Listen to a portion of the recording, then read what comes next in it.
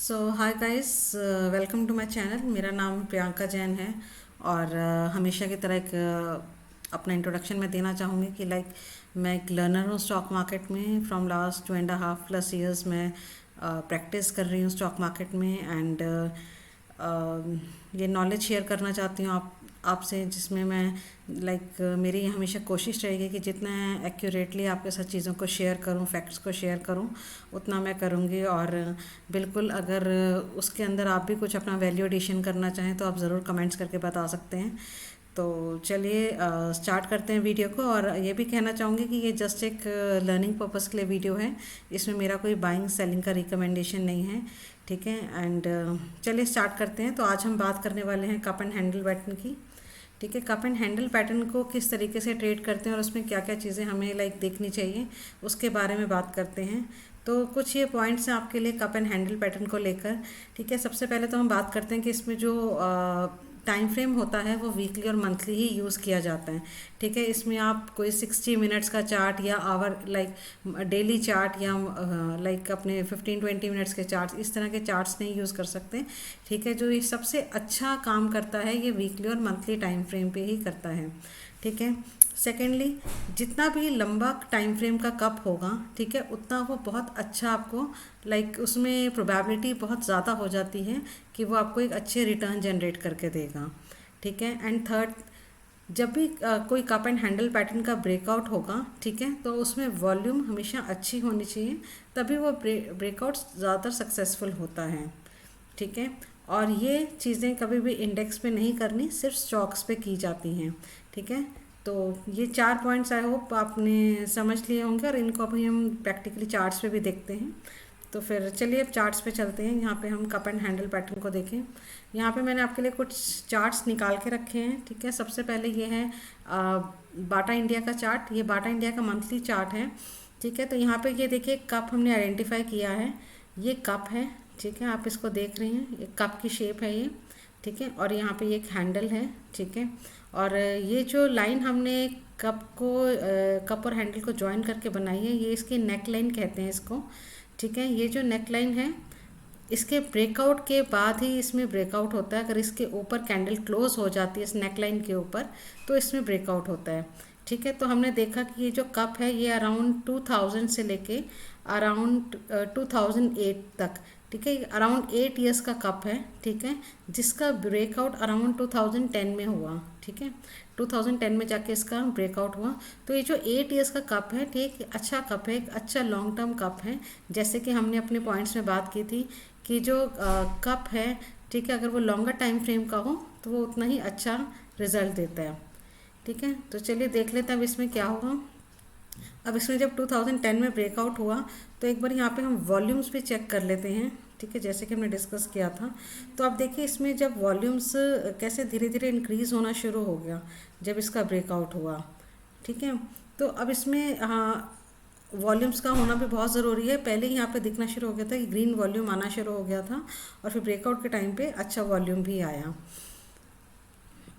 ठीक है। अब इसका देख लेते हैं इसमें टारगेट्स किस तरीके से डिसाइड करते हैं। अब ये देखिए जो कप है इसकी जो नेक लाइन है वो अराउंड 147 की है, 147 का रेट है, प्राइस है बाटा इंडिया का। आप बिल्कुल साइड पे देख सकते हैं, ब्लैक कलर में आ रहा है, 147 यहाँ पे आ रहा होगा, ठीक है। तो ये 147 का नेक लाइन का रेट है। और इसका जो कप का डेप्थ है, अगर इसको हम नीचे जाके चेक करें तो अराउंड साइड पे आप देख सकते हैं 14-15 रुपीज़ की वैल्यू आ रही है। तो ये 15 रुपीज़ से 147 तक का कप है, जिसमें अराउंड अप्रॉक्सीमेटली 130 पॉइंट्स का डिफरेंस है, ठीक है। तो हम इसका टारगेट, अगर ये ब्रेकआउट हो जाता है तो इसमें हम अराउंड 130 पॉइंट्स एक्सपेक्ट करेंगे, जो कि अराउंड 270 के आसपास आते हैं, जो इजीली इसने हिट कर दिया, ठीक है। तो ये अपना टारगेट अचीव हो गया। इसमें टारगेट्स कैलकुलेट करने के और भी तरीके हैं। पहला तो यही है कि हमारा जितना भी कप का डेप्थ है उतना ही एक्सपेक्ट करेंगे कि ऊपर भी हमें उतना टारगेट मिल जाएगा, ठीक है। एक इसमें तरीका होता है फिबोनाची यूज़ करने का। आई होप अगर आप फिबोनाची को यूज़ करना जानते हैं, मैं एक बार करके भी दिखा देती हूँ कि किस तरीके से फिबोनाची के बेसिस पे भी आप इसमें कैलकुलेट कर सकते हैं कि इसका फर्दर फ्यूचर में टारगेट क्या हो सकता है।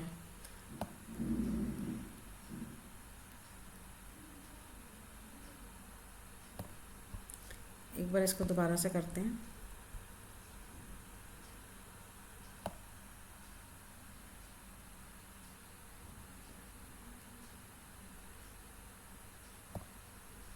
ठीक है, तो यहाँ पे देख लेते हैं। यहाँ पे देखिए फिबोनाची के अकॉर्डिंगली सबसे पहला जो हमारा इसमें ये टारगेट है 1.618 का 221 रुपीज़ का, ये अचीव हो गया। सेकंड टारगेट है अराउंड 349 के आसपास का 2.618 वैल्यू का, जो कि यहाँ पे अचीव हो गया। और यहाँ यहीं पे देखिए इसने थोड़ा सा रेजिस्टेंस भी फेस किया, और उसके बाद इस स्टॉक ने 3.618 का भी टारगेट अचीव किया। ठीक है, तो इस तरीके से ये टारगेट्स इसके अंदर आ सकते हैं, बट ये फ्यूचर की बात है। ठीक है, वो डिपेंड करता है आप उसे कितना होल्ड कर सकते हैं, बिकॉज ये मंथली चार्ट है तो उसमें उतना टाइम भी लगता है टारगेट आने में। ठीक है, तो इस तरीके से आप फिबोनाची का भी कैलकुलेट कर सकते हैं टारगेट, बट बेसिक उसका टारगेट इतना ज़रूर होता है कि आपका जितना भी डिस्टेंस है कप का उतना ही ऊपर आपको अचीव हो जाएगा। आप इस तरीके से भी कर सकते हैं कि 50% क्वांटिटी आप अपना, जब आपका ये डेप्थ का टारगेट अचीव हो जाए तब बुक कर सकते हैं, और बाकी आप फिबोनाची के बेसिस पे आगे चलने दे सकते हैं। ठीक है, और ऐसा भी होता है कि कई बार कप ये जैसे कप में ब्रेकआउट हो जाता है तो एक कप फेल भी हो सकता है कि वापस ये अंदर आके भी बंद हो जाए, तो आप इसमें अराउंड 2 to 4% तक का स्टॉप लॉस नीचे लगा सकते हैं। जो भी आपकी ब्रेकआउट काउंट कैंडल है उसके नीचे 2 to 4% का स्टॉप लॉस लगा सकते हैं। अगर वो उसमें हिट हो जाता है तो आप एग्जिट कर दीजिए, क्योंकि ऐसा कभी भी नहीं होता कि बिल्कुल 100% हर चीज़ में एक्यूरेसी हो। ठीक है, तो चलिए एक और एग्जांपल देख सकते हैं। ये है ऑनवर्ड टेक का चार्ट। ठीक है, इसमें भी अराउंड आप देख सकते हैं 2005 से लेके 2000 अराउंड 21 तक का ये कप है। बहुत ही लॉन्गर कप है। ठीक है, और इसमें आप देख सकते हैं कि इसका जो ये कप है, ये कप है एंड इसका ये हैंडल है, और यहाँ पे इसका ब्रेकआउट हुआ, इस कैंडल पे ब्रेकआउट हुआ। एक बार वॉल्यूम भी चेक कर लेते हैं। वॉल्यूम में देखिए ब्रेकआउट के टाइम पे अच्छा वॉल्यूम था, यहाँ पे वॉल्यूम भी अच्छा है। तो इसमें हम इसका देख लेते हैं कि इसका जो डेप्थ है 137 से लेके अराउंड इसका नीचे देख लेते हैं 18, 137 और 18 अप्रॉक्सीमेटली 110 पॉइंट्स का इसमें टारगेट ऊपर हो सकता है। तो वही अराउंड 240 के आसपास का इसका टारगेट इजीली अचीव हो गया, जो इसने बिल्कुल अचीव किया। ठीक है, और ये देखिए बहुत ही अच्छे एग्जांपल्स हैं, फाइन एग्जांपल हैं कि जिसके अंदर ये जो ब्रेकआउट हुए और ये सस्टेन भी हुए और इनमें टारगेट्स भी अचीव हुए। ठीक है, लेकिन कई बार ऐसा भी होता है जैसे मैंने आपको बताया कि ये ब्रेकआउट फेल भी हो सकता है, इसलिए हमेशा रिस्क रिवॉर्ड हमेशा मेंटेन करके रखना है। और सबसे पहली बात ये है कि इसको पहले प्रैक्टिस करना है। जितने भी आप चार्ट्स हैं उनको आप एक लिस्ट बना लीजिए 100 चार्ट्स की। ठीक है, टॉप 100 चार्ट्स के, और उसको आप बिल्कुल चेक कीजिए कि किस में मंथली और वीकली टाइम फ्रेम पे इस तरह का एक पैटर्न बन रहा है। ये कप का पैटर्न है, इससे हैंडल का पैटर्न है, इस तरीके से कप एंड हैंडल के पैटर्न्स बन रहे हैं। ठीक है, और फिर उनमें आप देखिए कई बार आपको अपॉर्चुनिटीज़ मिलेंगी और आप उसको पहले प्रैक्टिस कीजिए। ठीक है, पेपर ट्रेडिंग कीजिए और उसके बाद आप उसे छोटी छोटी क्वान्टिटीज़ में कीजिए। ठीक है, तो बिल्कुल रिस्क रिवॉर्ड हमेशा मेनटेन इसमें करके रख रहे हैं। एंड ये देखिए इसमें कितना ब्यूटीफुली यहाँ पे इसका टारगेट भी अचीव हो गया। ठीक है, एंड एक और एग्जांपल देख लेते हैं। ये है एलिकॉन का। ठीक है, एलिकॉन में ये देखिए ये ब्रेकआउट अभी रिसेंटली ही हुआ है। ये अराउंड 2007 से लेके 2021 तक का कप है। ठीक है, एंड यहाँ पे देखिए इस कप का यहाँ पे इस कैंडल पे ब्रेकआउट हुआ। एक बार इसमें वॉल्यूम चेक ज़रूर कर लेते हैं। वॉल्यूम भी काफ़ी अच्छा है इसके अंदर ब्रेकआउट कैंडल में। ये जो हुआ था अराउंड 340 के, इसकी जो नेक लाइन है वो 340 के अराउंड की है। ठीक है, 340 के, और इसका नीचे का डेप्थ एक बार देख लेते हैं, वो अराउंड 21 रुपीज़ का है। तो अप्रॉक्सीमेटली इसमें 300 पॉइंट्स का टारगेट मिल सकता है। अगर हम 340 से अराउंड हम यहाँ पे चेक कर सकते हैं कि अराउंड 640 तक ये अपना दे सकता है टारगेट। एक बार फिबोनाची से भी इसका थोड़ा सा चेक कर लेते हैं कि क्या इसमें टारगेट्स आ सकते हैं। तो ये हमने फिबोनाची का यूज़ करा एंड थोड़ा सा देख लेते हैं कि इसमें किस तरीके से। ये देखिए यहाँ पे एक रेजिस्टेंस है 542 के आसपास। उसके बाद जो इसमें नेक्स्ट टारगेट मुझे नज़र आ रहे हैं इसके अंदर अराउंड 866.50 का भी है। ठीक है, यहाँ पे आप एक 2 का लेवल भी कर सकते हैं, वो जस्ट अराउंड यहाँ पे आएगा।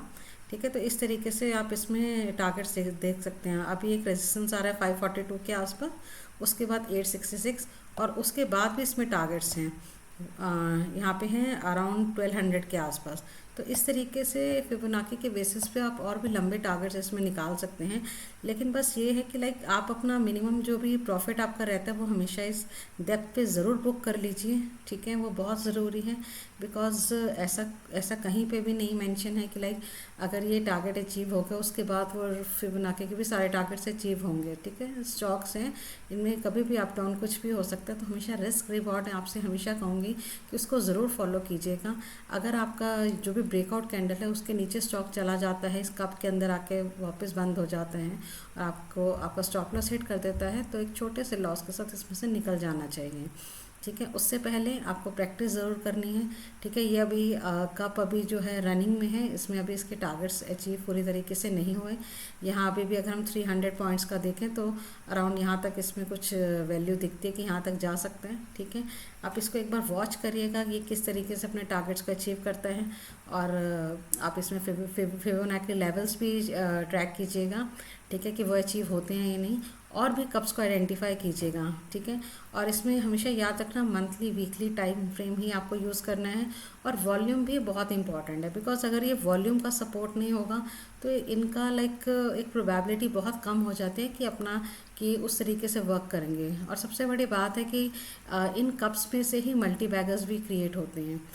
ये कप पैटर्न्स ही होते हैं जिनके थ्रू मल्टी बैगर्स भी क्रिएट होते हैं।